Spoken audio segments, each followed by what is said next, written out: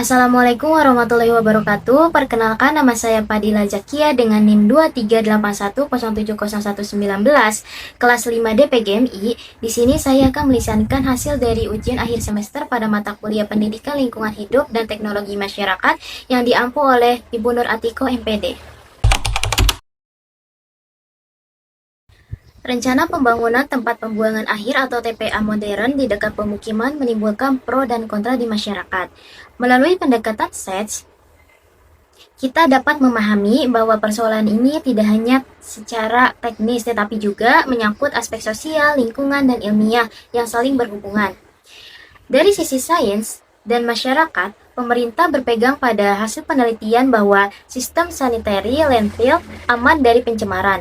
Sementara masyarakat menolak karena trauma terhadap TPA lama. Hal ini menunjukkan adanya kesenjangan literasi sains. Dengan sosialisasi berbasis dialog, sains justru bisa menjadi alat pemberdayaan masyarakat. Dari aspek teknologi dan lingkungan, TPA modern menjanjikan efisiensi dan minim polusi, tetapi tanpa pengawasan risiko kebocoran tetap ada jika diterapkan dengan tidak benar. Teknologi ini bahkan bisa mengubah gas metana menjadi energi dan air limbah menjadi air layak pakai, mendukung keberlanjutan ekologis. Dalam hubungan sains dan teknologi, riset ilmiah menjadi dasar inovasi seperti biofilter dan di Ghost Station, walau sering terkendala biaya dan kemampuan teknis daerah. Dan dari sisi masyarakat dan lingkungan, warga terutama petani khawatir terhadap pencemaran tanah dan air. Namun, jika dilibatkan dalam pengawasan, masyarakat dapat menjadi mitra ekologis, bukan hanya objek pembangunan. Dan melalui lensa SETS ini, konflik pembangunan TPA bukan sekedar pertentangan antara pemerintahan dan warga, melainkan pertemuan 4 unsur penting, yaitu sains, lingkungan, teknologi, dan masyarakat. Solusi yang ideal harus memadukan inovasi, teknologi, komunikasi ilmiah yang terbuka, partisipasi sosial, serta kebijakan ekologis yang berimbang. Perbedaan pendekatan pada guru A dan guru B dalam mengajar topik teknologi tepat guna dengan perspektif SETS. Yang pertama, guru A meminta siswa membuat poster biodigester, sedangkan guru B mengajak siswa membuat prototipe penyaring air dari botol bekas. Nah, dari sisi ranah afektif, guru A menumbuhkan rasa ingin tahu dan kepedulian terhadap energi alternatif melalui kegiatan visual dan konseptual. Nilai yang dikembangkan adalah apresiasi terhadap teknologi tepat guna. Sementara itu, guru B melatih tanggung jawab, ketekunan, serta kepedulian lingkungan melalui praktik langsung, sehingga nilai sosial dan ekologisnya lebih kuat. Dari segi kreativitas, pendekatan guru A bersifat artistik dan ideatif karena siswa mengekspresikan gagasan melalui gambar. Sebaliknya, guru B mendorong kreativitas produktif dan aplikatif dengan menuntut siswa menciptakan solusi nyata terhadap masalah air bersih. Jadi, jika dilihat dari keterpaduan SETS, guru A lebih menonjolkan aspek sosial dan teknologi dalam komunikasi ide. Sedangkan guru B berhasil mengintegrasikan 4 komponen sekaligus: sains dalam prinsip penyaringan, teknologi dalam perancangan alat, lingkungan dalam konteks pencemaran air, dan masyarakat dalam kebutuhan air bersih. Dengan demikian, pendekatan guru B lebih mencerminkan semangat project based learning yang kontekstual dan integratif. Ia tidak hanya menumbuhkan pengetahuan, tetapi juga membangun keterampilan berpikir kritis, kemampuan berinovasi, dan sikap peduli lingkungan. Inilah hakikat pembelajaran berbasis SETS, yaitu menjadikan sains bermakna dan terhubung dengan kehidupan nyata siswa. Evaluasi dan perancangan ulang indikator pembelajaran agar lebih sesuai dengan pendekatan SETS dan kemampuan berpikir tingkat tinggi atau HOTS. Indikator lama yang berbunyi siswa mampu menyebutkan 3 jenis teknologi tepat guna dalam memanfaatkan sumber daya air. Nah, indikator ini memang mudah diukur dan sesuai dengan kemampuan awal siswa. Namun, masih berada pada level kognitif yang rendah, yaitu hanya mengingat dan menyebutkan. Indikator ini juga belum menumbuhkan kemampuan berpikir kritis, kreatif, maupun integrasi antar unsur SETS. Oleh karena itu, indikator perlu diperbarui menjadi seperti siswa mampu menganalisis permasalahan air bersih, lingkungan sekitar, dan merancang solusi teknologi tepat guna dengan mempertimbangkan aspek ilmiah, lingkungan, dan sosial masyarakat. Indikator baru ini menuntut siswa untuk berpikir analitis dan aplikatif, bukan sekedar hafalan.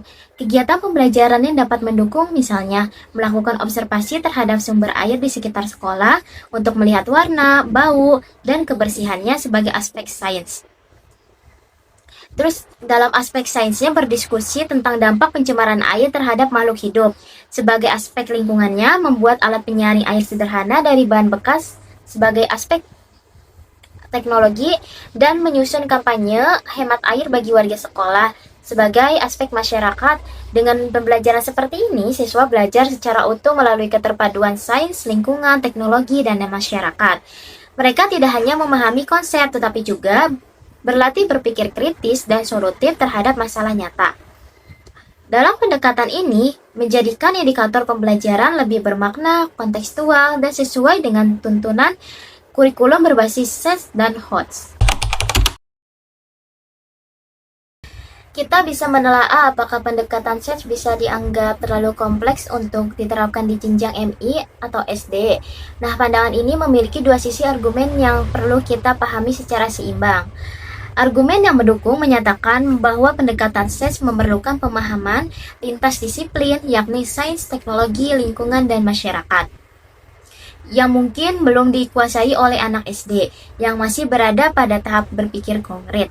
Selain itu, sebagian guru SD bukanlah spesialis sains atau teknologi, sehingga penerapannya membutuhkan pelatihan tambahan dan waktu lebih lama untuk mempersiapkan pembelajaran yang integratif. Namun, pada argumen yang lain, justru menolak melihat bahwa pendekatan SES sangat relevan bagi anak usia SD karena pada tahap ini mereka memiliki rasa ingin tahu yang tinggi dan senang belajar melalui pengalaman nyata. SES ini tidak harus diajarkan dalam bentuk teori, tetapi dapat diwujudkan dalam kegiatan kontekstual seperti proyek sederhana, permainan ilmiah, atau observasi lingkungan sekitar sekolah. Dengan cara ini, siswa dapat belajar memahami hubungan antara ilmu pengetahuan dan kehidupan sehari-hari secara alami. Sebagai pertimbangan akhir, pendekatan SES tetap relevan untuk MI atau SD, asalkan disesuaikan dengan tingkat perkembangan anak. Guru dapat menyederhanakan konsepnya melalui proyek berbasis masalah lokal, misalnya pengelolaan sampah di sekolah atau penggunaan air bersih, serta menghubungkan pembelajaran lintas mata pelajaran dengan tematik. Nah, dengan cara ini, siswa tidak hanya mengenal teori, tetapi mengalami langsung interaksi antara sains, teknologi, lingkungan, dan masyarakat. Dengan demikian, bisa dikatakan SES bukanlah pendekatan yang terlalu rumit, melainkan sarana efektif untuk menumbuhkan pemikiran kritis, kepedulian lingkungan, dan kemampuan problem solving pada sejak dini. Rancangan membuat modul. Tujuan utama modul ini adalah agar siswa tidak hanya mengetahui bahaya sampah plastik, tetapi juga berpikir kritis dan bertindak nyata untuk menguranginya. Pembelajaran ini diintegrasikan melalui 4 komponen SES. Dari aspek sains, yaitu siswa melakukan observasi terhadap jenis sampah plastik dan menganalisis dampaknya terhadap tanah dan air. Dari aspek lingkungan, mereka membuat peta zona sampah sekolah untuk mengetahui lokasi manakah yang paling tercemar dan banyaknya sampah-sampah.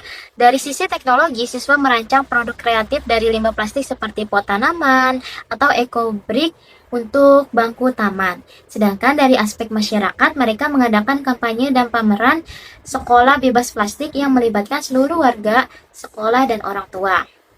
Nah, produk akhir dari modul ini bisa berupa pameran karya daur ulang dan deklarasi sekolah bebas sampah plastik. Melalui kegiatan ini, siswa belajar berpikir ilmiah, berkreasi, dan berkolaborasi dalam aksi sosial. Nilai-nilai yang dapat dikembangkan meliputi sikap kritis, ilmiah, kreativitas, dan inovasi, serta kepedulian terhadap lingkungan dan masyarakat.